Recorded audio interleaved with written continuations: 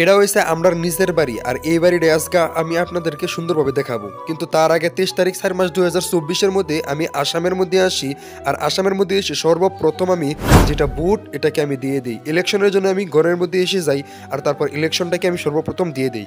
আর তারপর আমি আমার বন্ধু-বান্ধবকে নিয়ে একটি হোটেলের মধ্যে যাই, যেই হোটেলের নাম আর এই হোটেলের খানা সব একসাথে মিলে যায়, যেটা আমার মনকে খুশি করে দিই, কারণ হোটেলের নামটাই হয়েছে মন যাই।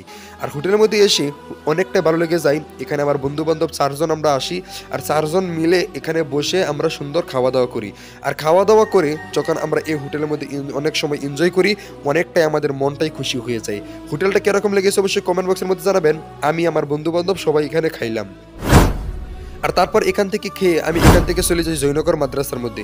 জয়নগর মাদ্রাসার মধ্যে গিয়ে আমি আমার একজন এই সুমনদীকে আমি মাদ্রাসার মধ্যে নাম লাগাই। আর মাদ্রাসার মধ্যে সুমনদীকে নাম লাগিয়ে সুমনদীকে নিয়ে আমি ইলিশ মাছ দিয়ে হোটেলের মধ্যে খানা খাই।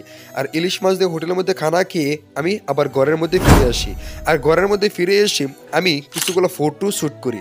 আর ফটোগুলো আমার সম্বন্ধে তুলে দেই। দেখুন ফটোগুলো কীরকম লেগেছে অবশ্যই কমেন্ট বক্সের মধ্যে জানাবেন। এগুলো ফটো আমার নিজ গ্রামের মধ্যে ফটো তোলা হয়। আর তারপর দেখুন এখানে এই যে এটা আমার সম্বন্ধী। আর তারপর আমি এখন আপনাদেরকে আমার একটি গ্রামের দৃশ্য দেখাইতেছি। এটা হয়েছে একটি নদী। আর এই নদীর পাশ দিয়ে দেখুন বর্তমানে আমি আপনাদেরকে একটি সুন্দর দৃশ্য দেখাইতেছি। এই দৃশ্যটি দেখার পর আপনি মনে মনে এটা ভাবতে পারবেন যে নদী তাহলে পানি কোথায়। বর্তমান যে সিজন চলতেছে সেই সিজনের মধ্যে পানি নদীর মধ্যে থাকে না, পানি একেবারে শুকিয়ে যায়।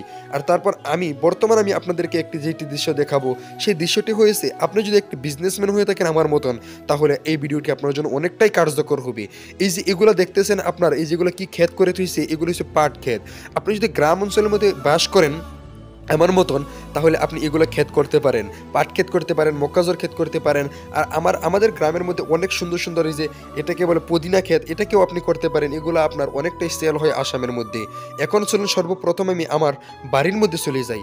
এটা হয়েছে আমার বাড়ি। আপনারা মনে মনে এটা ভাববেন যে বাড়িগুলো এরকম কেন।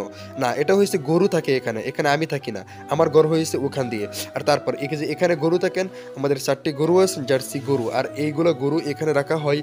আর এগুলো গরু এখানে থাকেন। আর গরুকে দেখুন 25 ঘন্টা আপনার ফ্যানের মধ্যে রাখতে হয় আর তাদেরকে সাফ করে রাখতে হয়।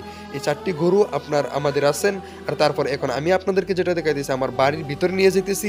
আর এটা হয়েছে আমার ঘর। আর এই ঘরের ভিতরে দিয়ে আপনি যদি যান, যাওয়ার পরে আপনি দেখতে পারবেন এই যে এরকম কিছুদিন আগে আমি যেহেতু বাড়ির মধ্যে আসছি, এগুলো বস্তু এখন পর্যন্ত রেডি করা হয় নাই। ইনশাল্লাহ রেডি করে আপনাদেরকে ফুল ভিডিও দিব। ভিডিও পাওয়ার জন্য চ্যানেলকে সাবস্ক্রাইব করে রাখবেন। আর এটা হয়েছে গুয়াহাটির দৃশ্য, কিরকম লেগেছে কমেন্ট বক্সের মধ্যে জানাবেন।